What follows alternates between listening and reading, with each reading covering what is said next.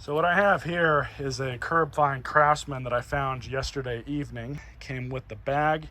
Overall, it looks to be in pretty good condition. And I'm gonna dump the oil out of this because it's got another issue. There we go. Let that drain. I'll show you guys what's going on. Now there is no gas in this machine. I just lock the handle down. And just for safety's sake, we'll undo the boot here. Stick that up there. They hit something with this mower because this part of the blade's all bent out and just completely screwed up. That one's more straight, so the bare minimum right now, we're gonna have to replace this blade for sure.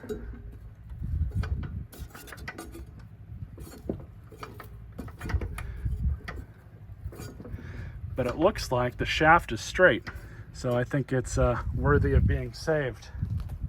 I'm just gonna let it finish draining all the oil out. So unfortunately, I don't have another good used blade of this size. We're just gonna take this off. Yeah, this blade is done for. But the shaft is still good, that's all that's important. So I got to buy a new blade for it. So one thing that's good to do is look at your old oil that you took out of any machine you get in this situation. And if you notice a sheen to it, like a bunch of sparkly crap inside it, that is usually indicative of ring wear. Not really seeing any of that here. So I think this stuff it's black, it needs to be changed. But it is showing me that there's no metal breakdown in it, so that's good. So now we're onto the machine. Now, because we have this issue with the blade, there is a very big possibility that the flywheel key got sheared. This is actually a somewhat simple check. First thing you got to do is remove the beauty cover. Just like that. Looks like somebody's been into this machine before. I think the prior owner probably tried to save it and then realized he might have been in over his head. Now we just need to pull the fuel tank back. And there are 3 bolts. So then we can lift this up and out of the way, just like that. We have 1 more bolt holding the dipstick tube on. What I like to do is just kind of angle it off like that, rotate it around so it's out of the way, but it's still plugging the hole for it, so you're not going to get any debris in it. So now we have 1, 2, 3, 4 3/8 bolts that need to come out. We can pull those off and then we can inspect the flywheel key. So pull the 2 front ones off first. Angle the tank back a little bit more. Now we can pull this off. Just need to get it out of the way. Because now here's the next part. You're going to need an impact or some way to hold your flywheel down, because we're going to have to pull off the start cup. Now this nut is a 15/16. So I'm using my trusty battery powered impact. You can see that whips the thing right off. And sure enough, we have a broken flywheel key. You can see how it's sheared from here and it moved here. So the idea behind a flywheel key is it saves the crank and everything internally under working conditions. If that thing fails, that's what's going to fail first. These aren't hard to change. I've changed a lot of them over the years. And typically speaking, when you hit something with your machine, be it a stump or a rock or a branch or whatever, and your machine stops, most of the time that's the issue, is that flywheel key. So I have a whole bunch of these keys. I believe these are for Tecumseh engines, but I've got a bunch of Briggs in here. That's what we need. All right, so I've got my puller set up here. And you can find these pullers pretty much anywhere. Amazon, Harbor Freight. but they all pretty much do the same thing. And what you're gonna do is just set it up as best you can, but you wanna put both of the arms on either side of where the magnets are, because that's gonna have the most surface area. They're built up better there. They can withstand more pressure. So you put both of your arms there, you line up the deal here with the crankshaft, 17 millimeter socket and ratchet. You're just going to tighten it up.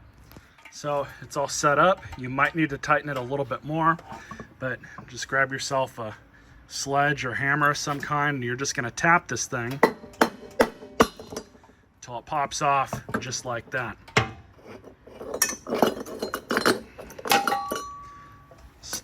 Take the puller off, and now we can remove the flywheel and the busted out key.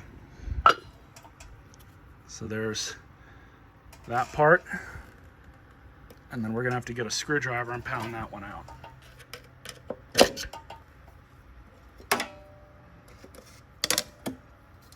So you can see these pretty much work as advertised. That's exactly what they're supposed to do. Unfortunately, when this happens, most people don't realize what happened, so they think their mower is screwed up, so they get rid of it. So how you install one of these is pretty much the reverse that it came off.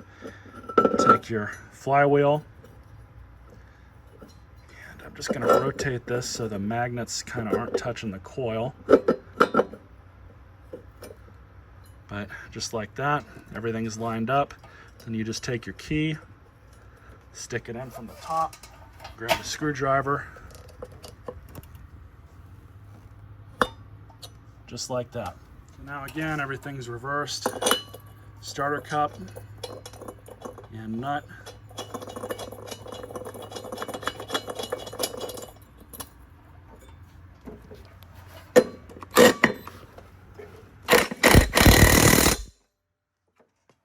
So now everything just goes back on in reverse that it came off.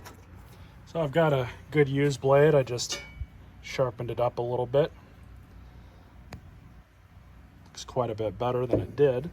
A little bit of rust on it, but that's okay. The big thing is, will it cut grass? As long as that's sharp, none of that matters. New blade's installed. New replacement blade, I should say.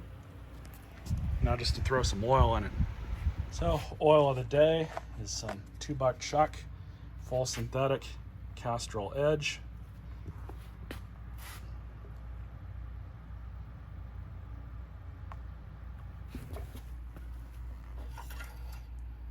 Level's good, right where it should be.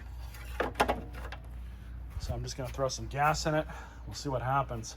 I'm pretty sure the carburetor in this machine is fine. Before I even started doing this video, I did check the tank. The tank looked moist, like there was gas in it. Now what people are supposed to do when they throw a mower out to the curb, they're supposed to drain all the gas out of it. They're supposed to do the oil too, but most of the time, if people do either, they'll do the gas. This machine, it looked like it had gas in it very recently. They took all the gas out of it, I'm assuming. And another assumption here, I'm assuming they got rid of it just because they hit whatever they hit, didn't want to run, and that was that. So I'm pretty sure if we put some gas in this thing, it'll fire right up.